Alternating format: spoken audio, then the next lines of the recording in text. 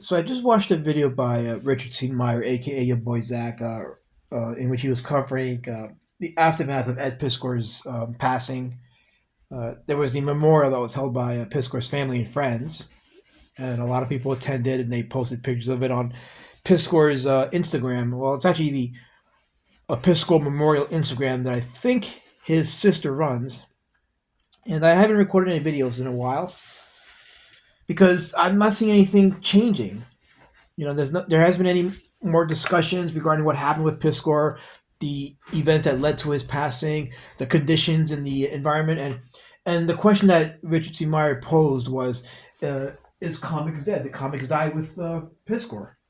And me as a creator in the indie scene, I can tell you this: when I first started comics in the back in 2018, when I started first drawing this book, Road Warrior Drake, Street Champion, Road Warrior Drake, it was a different environment. There was a lot more inspiration, a lot more motivation. I envisioned a scene where we got to see the worlds of Earthworm Jim, Cyberfrog, Lone Star, Brutus the Badass, um, Flying Sparks. I saw a scene where those characters and their worlds were expanded upon in the years to follow. The fan base of those specific books grew. People were talking about a new parallel comic scene with alternate characters, alternative characters, I should say, alternative from mainstream. Even like characters like Niobe and Kamen Rider, all sorts of characters from that were different from the mainstream, but that had enough of a following to grow on its own and become its own thing and become, a very um, unique world of comics, bringing in new readers, new fans. Um, you know, you could envision a time where you get excited receiving the latest Cyber Frog or the latest Earthworm Jim, this most beautiful hardcover right here. This is an awesome hardcover. And on top it off with my own comic that I would be producing a few books in the series, and seeing an alternative to the mainstream, taking off from the likes of Von Bodie, Cheech Wizard, or of course Ed Piskor. And what has happened since 2018? Well, I've seen something that, or I've seen things that I didn't anticipate and things I did not really care for, which is the conversations have become more about bullshit shenanigans and drama between creators and backroom farces and bickering back and forth and entitlement and all that stuff, and all that has taken center stage instead of the actual books that were being made and the characters that were being created and being pushed out there for a fan base, a readership that's dying to read good comics again, or fun and interesting comics, and good and fun, all that stuff. That's all subjective, but I'm of the opinion that no one book should be no two books should be the same.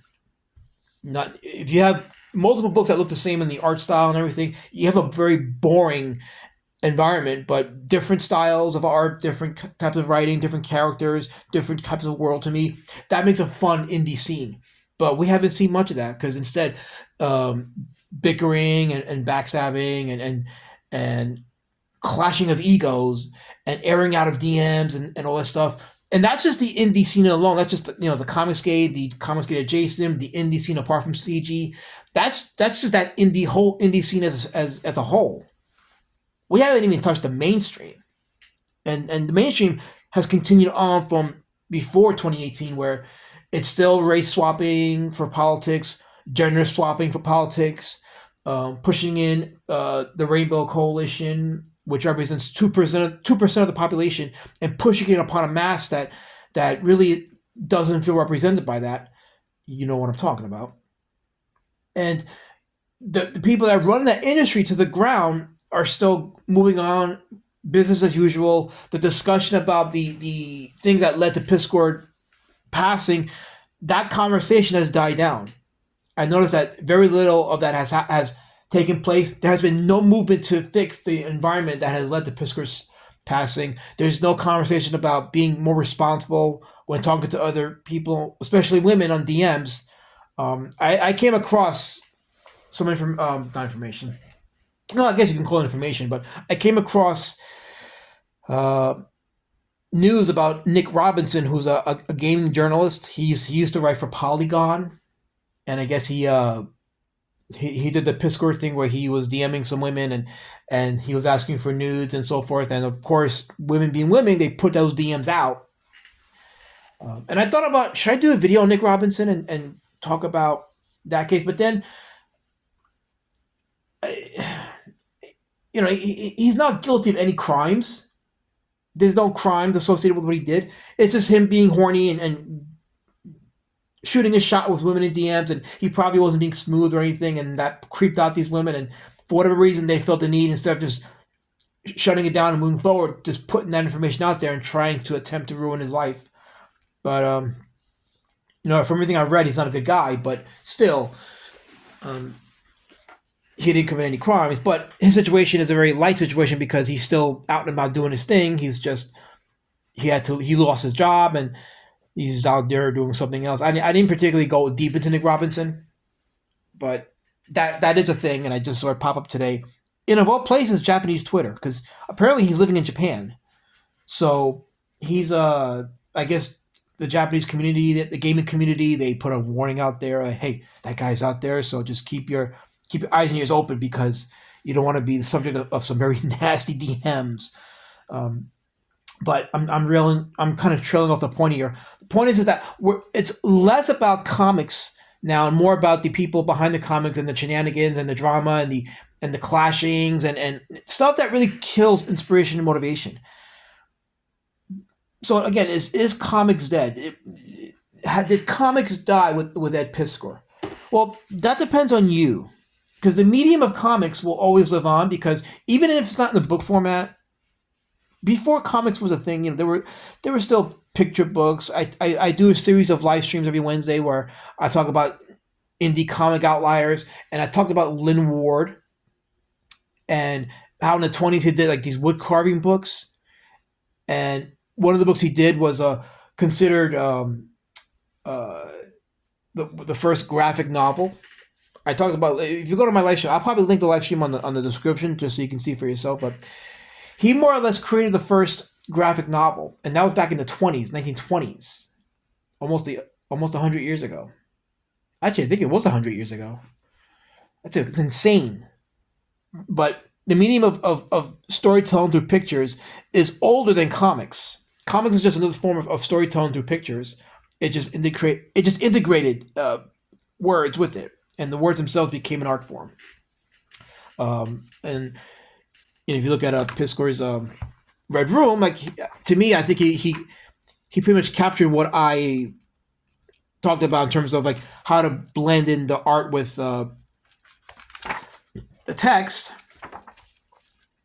and it keeps the eyes focused, it keeps the eyes occupied. It's a busy looking format, and to me, the best marriages of image and text brings them together so that it's one picture unto itself, as opposed to just the picture is one and the text is separate. I've always been a fan of like keeping the art and the text uh, being one piece unto itself. That to me it takes a good letterist to achieve that, or someone that understands lettering to achieve that. So there is still plenty to be inspired about, but you have to go backwards. You have to go back decades to really be inspired by what was put out there. I recently got the hardcover of the Spider-Man wedding from the 80s, Mary Jane and Peter Parker's wedding, from their proposal to the ceremony to the honeymoon. Beautiful hardcover. I got it for a good price too, and I'm looking forward to this. And this is what keeps me inspired. This is just what I like, you know, reading the classics, the old school stuff. So that inspires me. And it's sad that I can't look forward to new things right now because there's nothing really new on the horizon, whether it's in the mainstream or in the indie scene that's inspiring.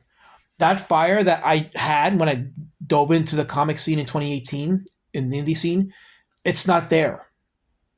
At least in terms of the external. It's there for me internally, meaning that, I'm working on my book, Be Citizen Roderick, which is the sequel to this book. I'm excited about that. I'm excited about putting that out there. But a lot of people are walking away from comics, both in the mainstream and the indie scene. There isn't that fire like it once was. There's a lot of demoralizing attitudes. People are just they're done. They don't like what they're seeing, what's being put out there. They don't like all the backroom stuff coming out. They don't like not having to voice their opinion without being ostracized or what have you. They're afraid to speak out even on big things like in my last few videos when I talked about masculinity and the dangers of feminism integrating into the comic industry and into the books that's being targeted to men. You call that out, and people are thinking, "Oh, you're mad. You're insane with the masculinity talk. You're insane. You sound like you hate women. You sound like it's like no. I don't hate women. I hate feminism. Feminism hates men, and feminism hates women because feminism devalues men, and feminism transforms women to something they were not meant to be. But we can't have that conversation because people are just afraid to have it, or they get canceled because no one wants to listen to them because it interferes in their dopamine hits daily. Because with shit that's happening in the world right now, where exactly does it leave room for having any fun or inspiration or motivation? And the desire, the need to escape is still there within us. It's absolutely there within us. But the problem is finding the targets to escape to. Because the conversation is no longer about the comics themselves or the characters that bring motivation and inspiration. The problem is the creators are putting themselves out there. We're putting ourselves out there, and we're showing too much of ourselves and not staying in the backdrop so our characters can do the talking and do the promoting for us. And that behavior kills the motivation to invest in comics, and it's part of why comics are becoming more and more of a dead medium. Although it doesn't have to be. You could look for a Vaughn Bodie book, and these Vaughn Bodie books are very expensive. Like, you can't get a thick volume for more than $80. Sometimes they sell for like $200 because there's such in demand. You get these thin floppy size ones for like $13. But it's a good investment. But Bodie is an example of an artist whose stuff is really very well in demand decades after his passing. People still read Cheech Wizard, they still read his other stuff, and the demand is still there because otherwise they wouldn't charge that much for it. And now that Piskor is gone, you can see the demand for his books are going to increase. The website that carries his stuff is Phantasmagorical, I think it's called. And because I bought these in the comic shop, so I didn't order it from the website. But the website that carries these books, they have a lot of beautiful hardcovers, a lot of beautiful Popeye comics and Carl Barks' Scrooge McDuck, and a whole variety of stuff that I'm gonna look into because I like comics. I like especially the older comics because there was less about the creators and more about what they produced. You hear less about them and more about the characters and the world they created and put out there. That should have been the conversation we were supposed to have. That should have been the conversation that was supposed to be filling up our live streams, filling up our videos. We're supposed to have those back and forth about which character was better, who can beat who. Instead, it's the filth and the dirt in the comic industry, both in the mainstream and in the indies. That's the conversation. And I think a lot of that's because social media has really put a magnifying glass on our behavior in the backstage. And the question that we as creators need to ask ourselves is, what are we doing and how can we offset that? Can we tell other creators what to do? No. But can we do it within ourselves? Yes. It's got to be less about us and more about our characters, our books, or even the books that inspired us. But we're not having that conversation. Instead, we're just continuing being mad about books we don't like or continuing choosing sides on creator beefs. And we're forgetting that a man who was contributing to the indie scene and putting out books and talking about the craft that he loved so much, that man killed himself because he he made some bad choices, and he was targeted by very evil, rotten people, people that he named as his abusers, as his murderers. We stopped having that conversation, and instead we're just moving on, life as usual, business as usual, and we're forgetting that there's rotten people that are still infiltrating and still inhabiting and orbiting the comic scene. The people that took Ed Piskor's life, the people that are entrapping impressionable men or foolish men and preparing them for the slaughter and preparing to send them to the gulags and ready to ruin their lives to the point of death. And if we don't keep making these videos, we're gonna forget, and we're not gonna take it upon ourselves to really help save the medium, help save the comic as the media, not the industry, the comic industry that's populated by Alex DeCampi and Ramon Villalobos and Tess Fowler and Stephanie Cook and Tom King, Brian Michael Bendis, Ta-Nehisi Coates. All those people have done as much as they can to stain the industry, to really pollute the industry, to taint the medium of comics and turn away a lot of people. And there was an opportunity for the indie scene to take over and bring those people back in and produce a new alternative of fresh, vibrant characters and wonderful storytelling and a lot of variety. And the indie scene has not fulfilled that promise. So the question is, where do we go from here? What is the conversation from here? What are the actions from here? Where do we go from here? I can tell you from doing my live streams that on the mangaka, such as Ichitomo for Handyman, One for One Punch Man, and Ipatu, the creator of Sugumi Project. All of them have shown that you could be successful in the indies and just interact very little to almost none with the community, with the comic scene, with the fans, because it becomes more about your project, less about you. And it helps keep your creative spirit intact because you're not polluting it with drench, the swamp, gossip, rumors, backstabbing, all that stuff, whatever you want to call it. And sometimes, and I think the American comic industry and the people, both in the mainstream and indie, they look down upon the mangaka. They look down upon Japanese comic creators to their detriment, much to their detriment, because those creators, those mangakas, they have shown you what the blueprint for success is. They're showing it to you, but we're not listening.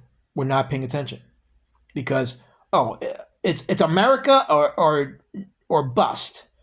We do it our way. We're not taking in any imports and integrating into our society.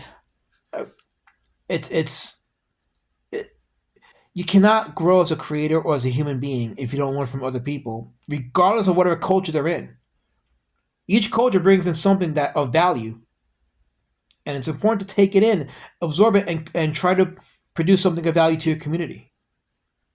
No, I'm not advocating for multiculturalism. I'm simply saying each culture has some form of common sense that you can absorb and adapt into your own personal way and offer that as contribution to the community or society you're in. As a creator, that applies. How the mangaka operates, how they produce their work, and how they interact or don't interact with the scene adds to the success, and we're not studying it. We're just continuing this parasocial dependency that is probably doing more to harm us than help us because we rely so much on it. And we haven't taken a step back and tried to really study how the mangaka do it. But I think it's a whole other video for another day. Oh, that's for my live streams, on my Wednesday live streams. You can check those out. I talk a lot more about that, but we haven't really moved in the best direction since Ed Piskor's passing, and That's fearful because that environment seeps through all facets of society, not just entertainment, in society, in the corporate world, in the retail world, in the government world. What kind of world are we leaving for our sons? And I'm talking to you parents with sons. What kind of world are we leaving to our sons? Have we thought about that? Do you watch videos like this and say, hey, you know what? I got to educate my son so that he doesn't make these same mistakes. He doesn't get himself entrapped with these uh, honeypots or these baits in the industry, in whatever industry that they're going to end up being in. Have you had those conversations? Can we try to minimize Ed Piskors? Meaning, can we minimize the amount of men that are killing themselves over the destructive nature of feminist scumbags set to ruin men's lives? Have we done enough to try to veer ourselves to a much more positive outcome? Sometimes I wonder. Well, I don't wonder. Unfortunately, what I'm seeing has not been encouraging, and I don't know. I don't know if what exactly can where can we go from here? I don't know. I wish I knew. I honestly wish I knew. I wish I knew where we can go from here. Um, so I'll just leave it at that. And you tell me what you think. Do you think the comic industry, not the industry, forget, fuck the industry. Do you, in your heart and mind, believe that comics are dead, especially in lieu of what happened with Ed Piskor? Do you believe that comics are dead? Do you think that there's still a chance to salvage the medium apart from the industry? You tell me what you guys think. I want to hear from you. You tell me what you think. If you guys want to support me, go to roadwarriordrake.com. That's my book is available right now on crowdfunder. You can back the first book, the second book, Be Citizen Road Warrior Drake, the Ash Can Pumpkin War Patch Volume One. If you like comics, especially if you're into like the Eastman and Laird, Vaughn Bodie style, please go ahead and consider backing this book as well as the second book, Be Citizen Road Warrior Drake, which is currently in production. And like the words of cartoonist kayfabe, read more comics.